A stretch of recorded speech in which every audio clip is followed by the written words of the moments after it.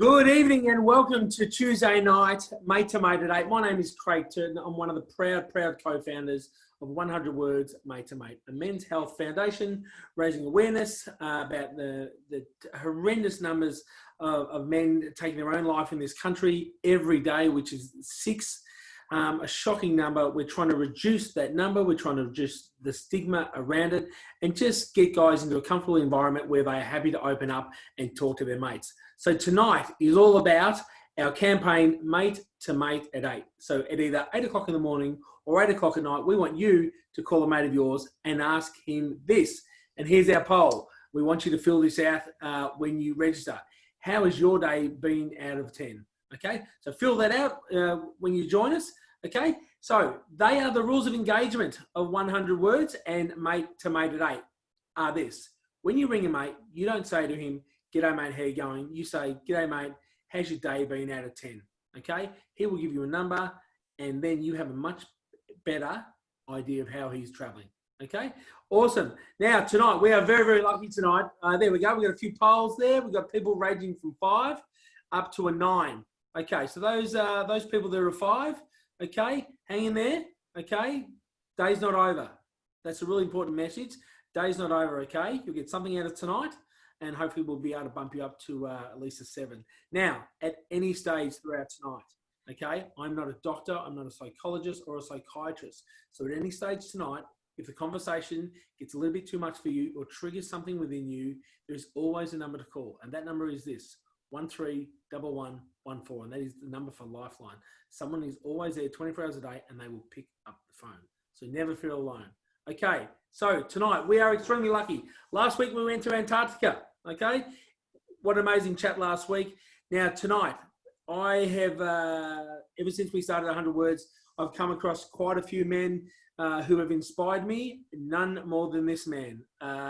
Unbelievable. Every time I speak to him, I leave a different person, and regardless of how my day's going, after speaking to this man, I always feel better about myself and what we are trying to achieve. His name is Dan Burgess, and Dan, mate, thank you so much. There he is. Hello. Mate, thank you so much for joining us tonight. Dan, how was your day out of 10 today, mate? My day was a solid 8 out of 10, mate. How was your day out of 10? Up and down today, mate. I had to go and pick up the mum from hospital, just a little procedure, so that's always a little bit daunting. And then it ended on a really good note. The kids went back to footy training tonight. My kids were frothing at the mouth, and I was too. So it was the end of the day well. And then got home, a bit of dinner, and now I'm speaking to you. So I reckon I'm probably around about an 8 myself at the moment. So it's a good result. Exactly. What a blessing.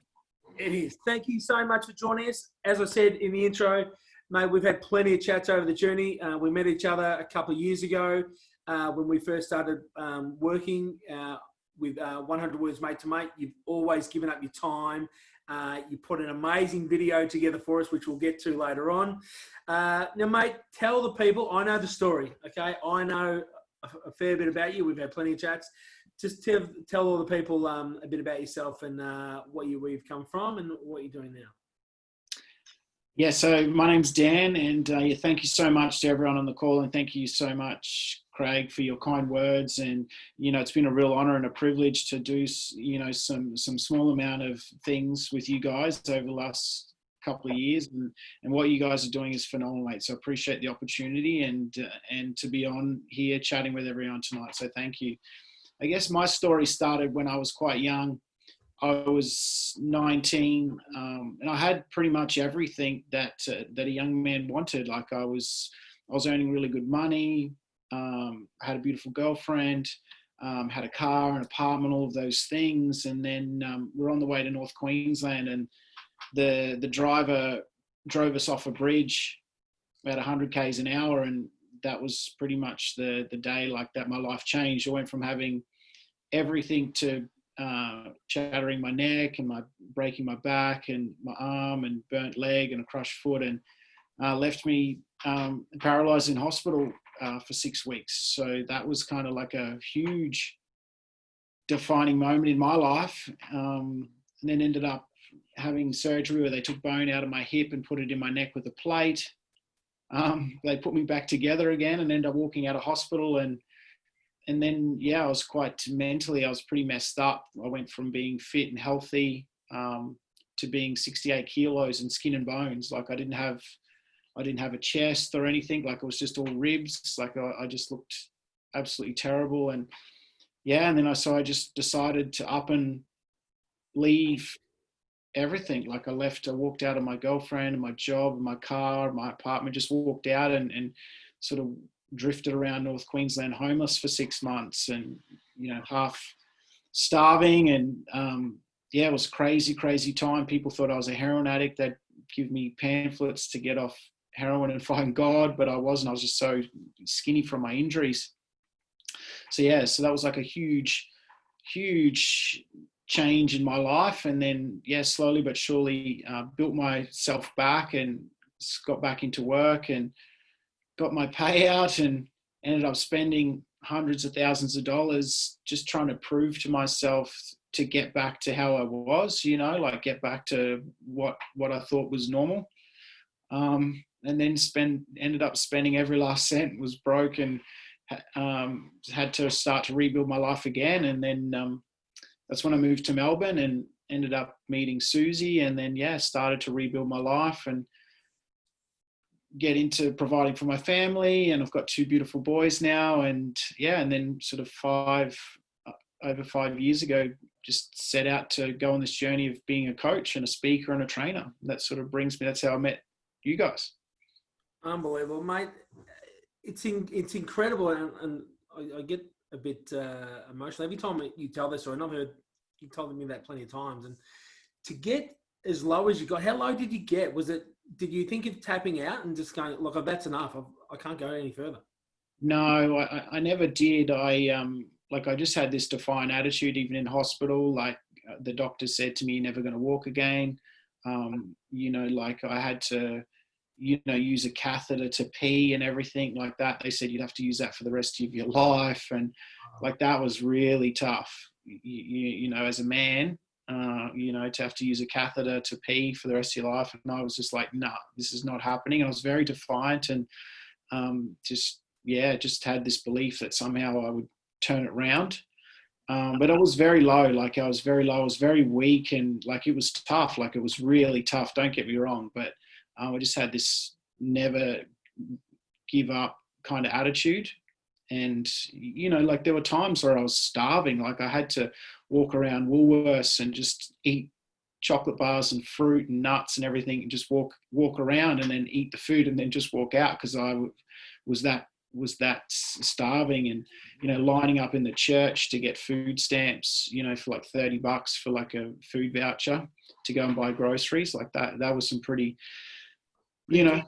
tough times. But then there was also some beautiful moments as well, because I spent a lot of the time sleeping in a sleeping bag, like at a waterfall or on the beach, or, so like there was some amazing times inbuilt, all the pain and the rehabilitation. Like I couldn't afford physio or anything, so I just swam every day, and that took the pressure off my spine, because it was just the crushing pressure of gravity was really hard to deal with. But being out of nature and that healing power of being out of nature really helped me.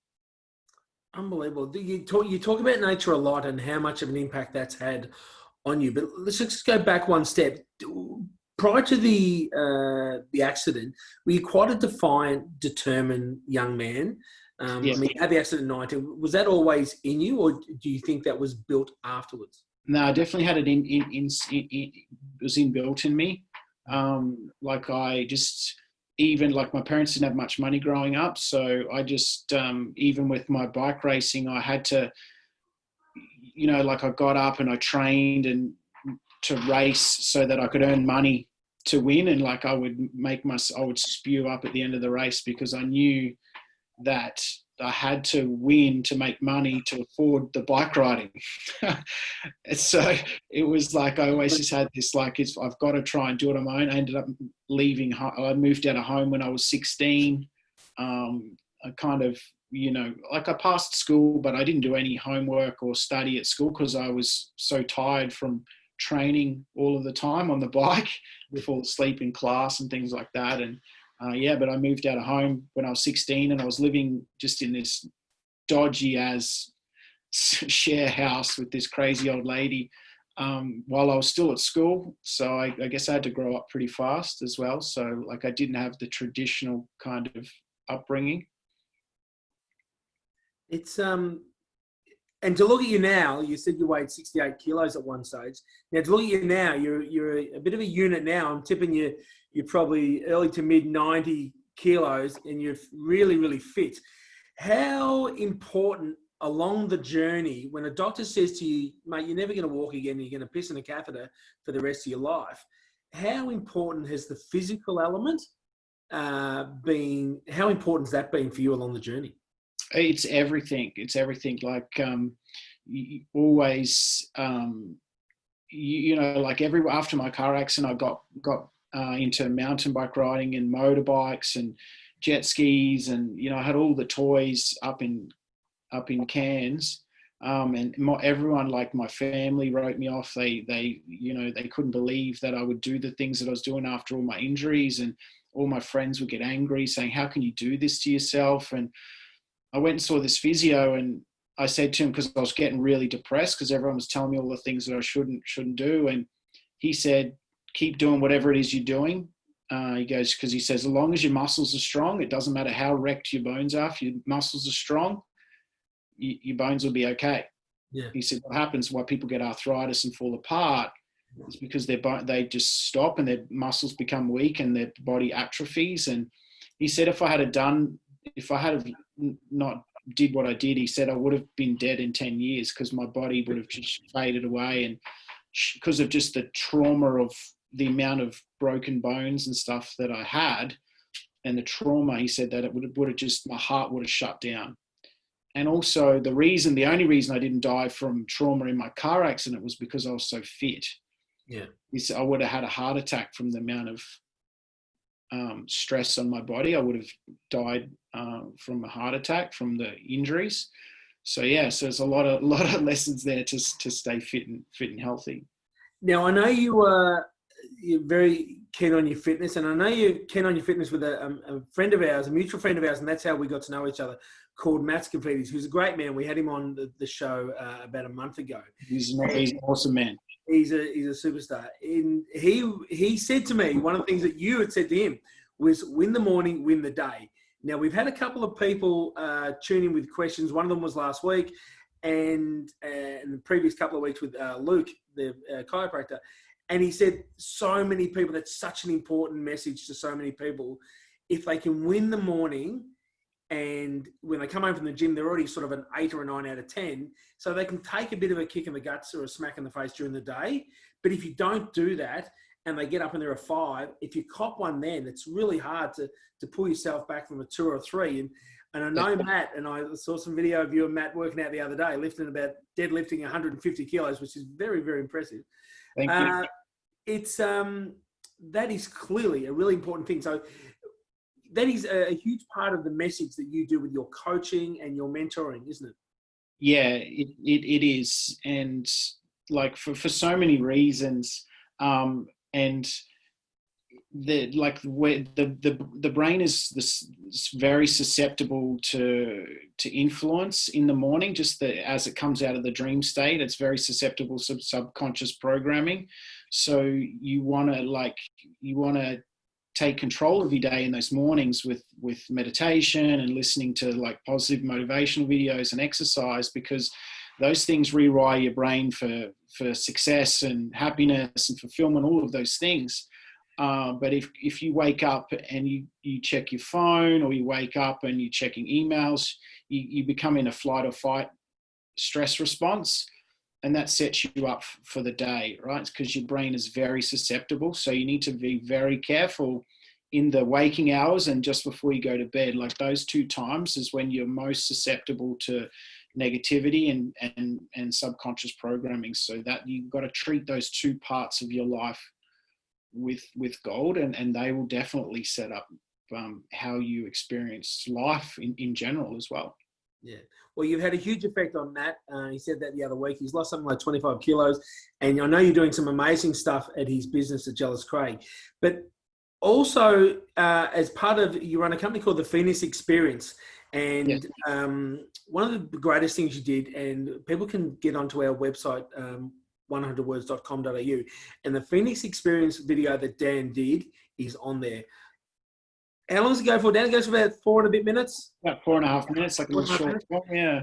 It's every time I watch it, there's a bit in it, and I tell you this all the time, is when you're climbing up the sand dune and it says, people need me, and then you pause and then you go, I need me. And whenever I watch it, that's the most poignant time for me. And whenever I'm getting a bit sort of down on myself and I go, you know what, everyone around me needs me, but I need me too. I think it's a really, really important for men particularly to go, you know what, I need to take some time that does something for me.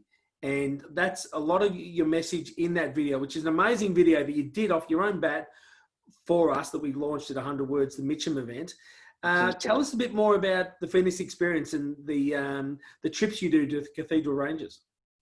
Yeah, so the Phoenix Experience, I decided to start the Phoenix Experience because what I found was when a lot of people wait for the, divorce, depression, or diagnosis, like the 3Ds, before they will, stop and pause and look at their lives. And as you said, like a lot of men are busy looking after their families and got a lot of responsibilities, and they just show up every day. And I think that's truly wonderful. But they can put themselves on hold, and often it takes one of those three things for them to stop and think about what truly matters in their lives. So I decided to recreate those same experience rather than suffer the pain of divorce, diagnosis, or depression. Recreate the same conditions, like going up a mountain and the adversity of being out in nature and hiking up a mountain in the dark, and really that chance to press pause and really tap into those areas that they may not have thought about, and think about what truly matters to them and how they're showing up for themselves and their family, all of those things. And there's something about being out in nature and being on a mountain and hiking up in the dark and not talking that creates this experience that has a deep transformational change. And I also do some longer breakthrough experiences up in North Queensland as well, so that take people on their own journey. Do you think men give enough of a shit about themselves? Do you think they care about themselves enough, or they're just and women do this too, don't get me wrong, that there's so much going on in the world that they think about themselves last. I get the feeling that there's a lot of men out there that put themselves last in the situation and don't do enough due to time restrictions and work and everything that goes on with family and everything. Just don't take enough time for themselves. Yeah, I think it's definitely the case. I know a lot of, by the time, if you're commuting into work, and then you're at work all day, then you commute home, you've only got a little bit of time with the kids at night, so they don't have a chance to exercise, or maybe they're tradies and they're busy early in the morning. So yeah, and I think it's an awareness thing as well. I think that a lot of men aren't aware that there is a deeper sense of purpose and why they feel like they feel. Like one of the things that we need is our needs met for different areas of our lives, like our need for significance, our need for variety and connection and certainty. There's different needs that we need as men and women as well. But if we don't have those needs met, we can get those needs met unresourcefully through gambling or promiscuity or alcohol or all of those other things. But we can get those needs met resourcefully, and some men don't know how to have those needs met resourcefully, and it's more just an awareness thing, like an education thing, and also to wake up with purpose. I remember you and I spoke about you found your purpose with 100 words, and everyone needs a purpose, and without purpose it can be quite challenging to show up every day, and that can lead to depression as well. Absolutely. Do you think men are aware? I don't think they have enough awareness of themselves, and they certainly don't have awareness of each other. So how important are mates with what you do? How much of a focus is it about being aware of your mates as well as yourself and helping them get through things? Well, it's the connection piece, right? Like we need to have connection with people, and I think men are getting better at sharing their feelings and getting vulnerable and risk taking. People think that risk taking is risk taking behavior, but risk taking is actually taking risks with your feelings, and vulnerability is not just crying or wearing your heart on your sleeve. Vulnerability is just the courage to have those conversations with your mates, that and have those deeper conversations to see where they're at. So that's why I love what you guys are doing, is actually getting people to take stock and have conversations about what matters. Yeah, I see it all the time. I constantly see that guys are not taking enough care of themselves and aren't taking enough care of their mates, and that's a real push for us to teach guys to be aware of their mates and aware of themselves, and then I just think it'll just make life so much easier if we can give more of a shit about ourselves and our mates, and that's all about what Mate to Mate at 8 is all about. To ring your mate, check in, and actually ask out of 10 how your day is. You can get a lot more information than just go, "Oh, g'day, Tomo, how you going?" Tomo's going to go, "Yeah, I'm good, mate. What about you?"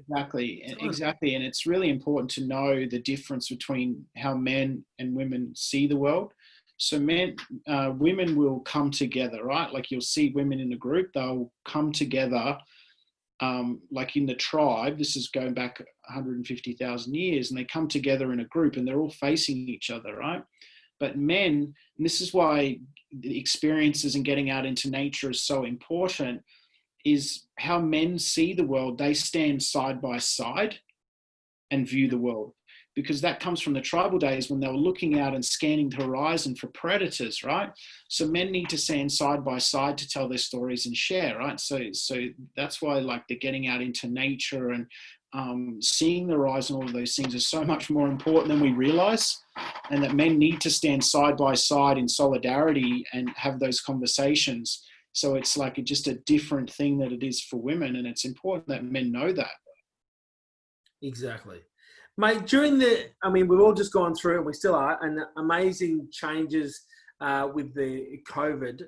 And what's been, if you have to change your message to a lot of your clients and the people that you see, and what's been the main downfalls that people have had through this, and what do you think is the best way to look afterwards? So, I guess the message at the start was I was promoting through my webinars with teams and with my clients was how to have certainty in uncertain times. Yeah. So that was around creating like a lot of uncertainty in the world. So how can you bring certainty into your life through your relationships, through doubling down on a hobby, something that you love to do that you might not have had time to do. So like actually like getting obsessed about something like a craft, whether it's building models or it's expressing yourself through exercise or whatever, writing or reading or whatever that cool thing is that you used to love to do, playing the guitar, playing the piano, that you used to love to do, but you put it on hold because life got in the way because you're busy raising kids or being responsible. Yep. So having that certainty in some area of your life. So if we can handle a lot more certainty out in the world or out in the battlefield, when we take care of things in our lives that bring certainty to us, that, that's through morning routine, through focusing on your goals, those sorts of things.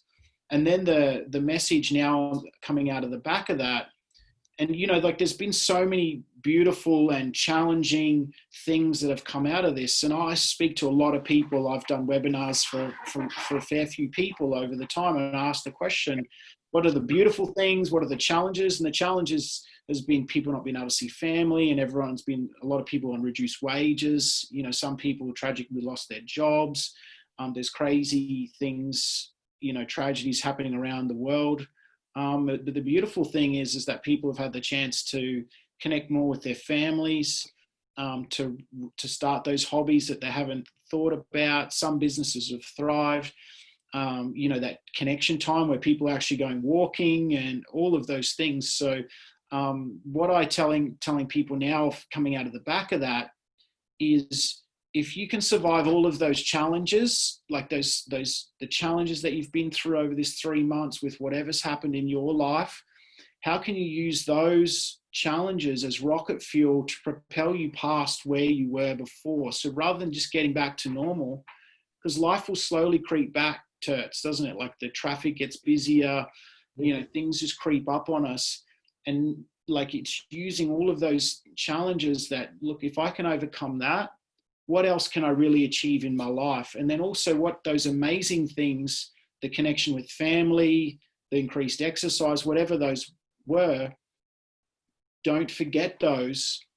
Really remember those as life gets busier, because they're the things that you cherish in those moments. So yeah, that would be what I would say. I think you're right. A lot of people have that I talk to go, "Oh, gee, I've actually loved the isolation. I've got time to spend with the family, and I will not let that go when shit goes back to normal." And I'm like, "Well, that's the fight, isn't it? That's the fight. Yeah. That we don't allow that to happen." Yes. So we've been given this time that none of us ever thought that we'd been given, and we've got it and we've used it. Now we just don't throw it away.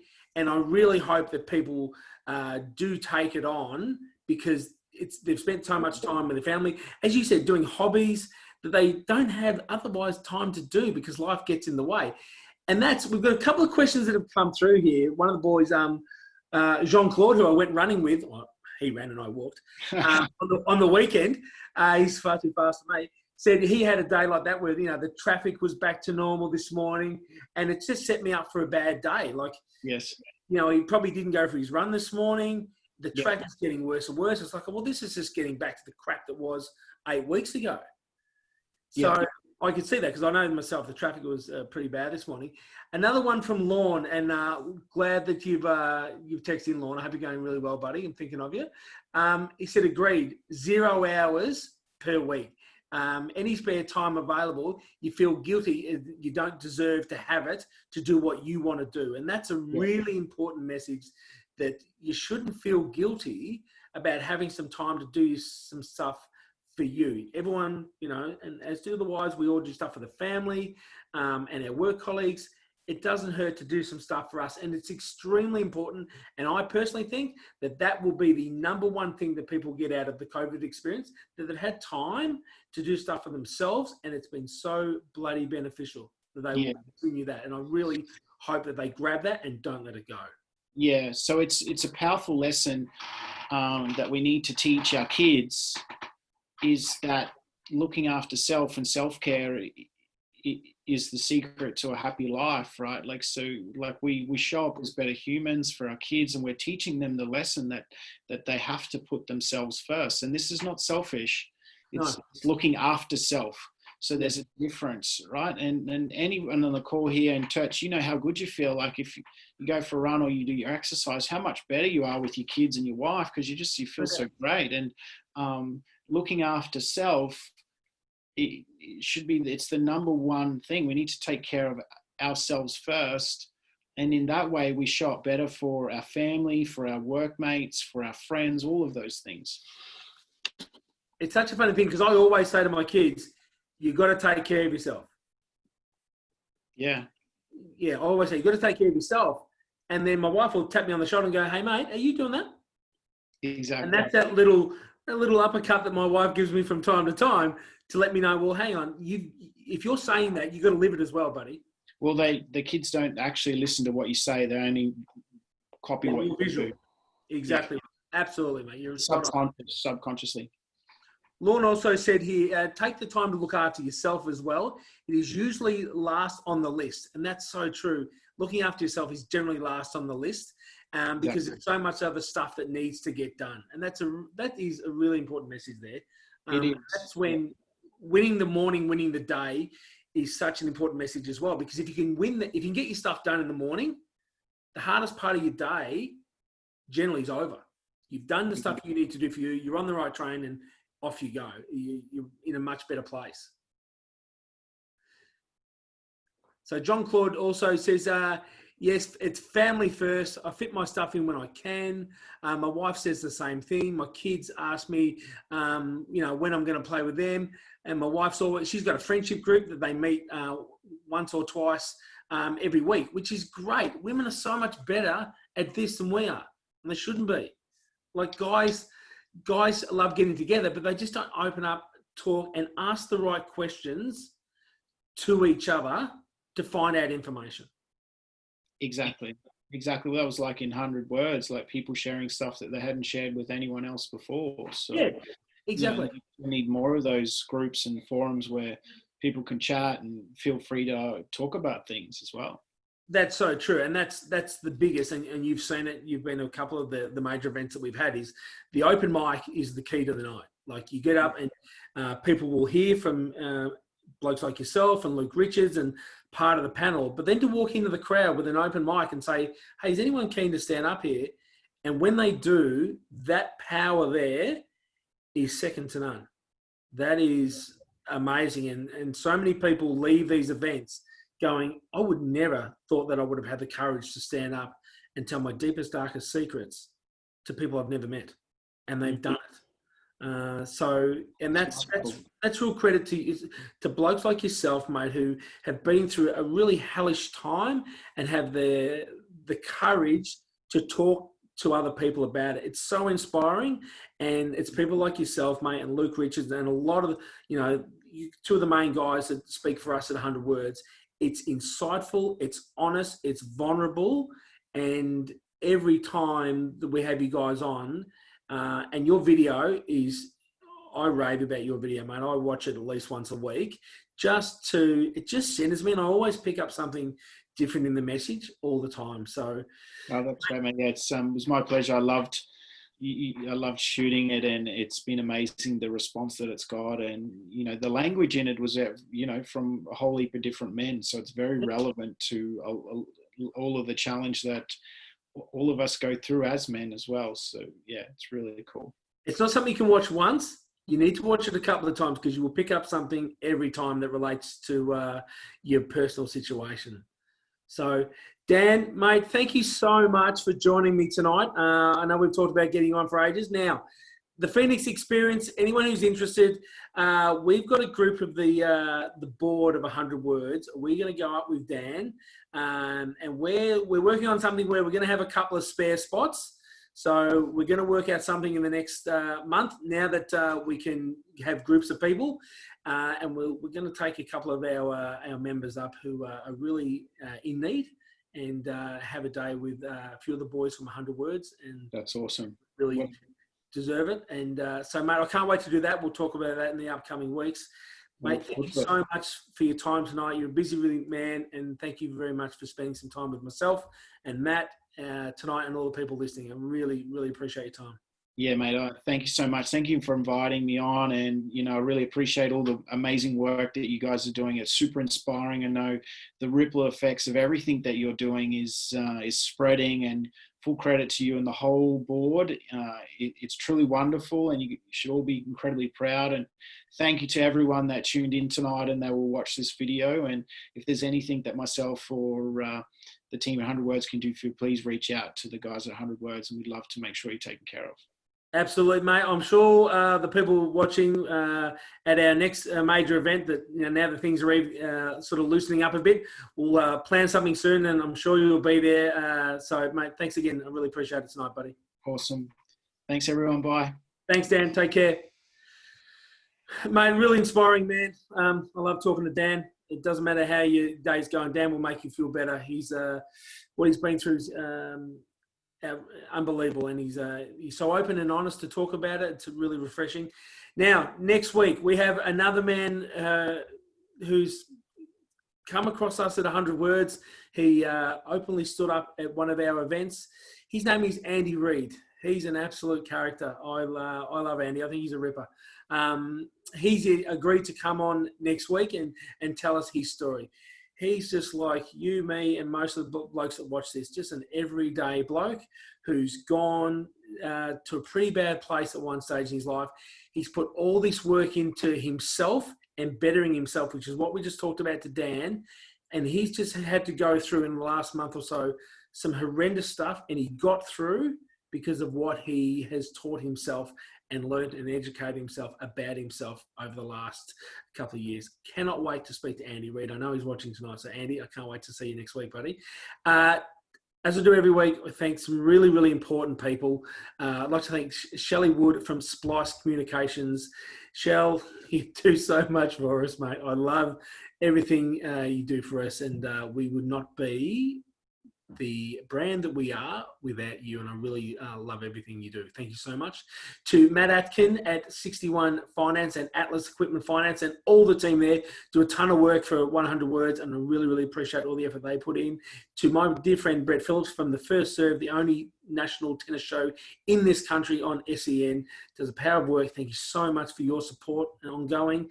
And guys, have a great week. We have a long weekend coming up. Okay, so take care of yourselves. Don't get too loose, okay? I know things are starting to ease up a bit, but just take care of yourself, take care of your family. I hope your week is a 10 out of 10, and I will see you next week with Andy Reid. Take care.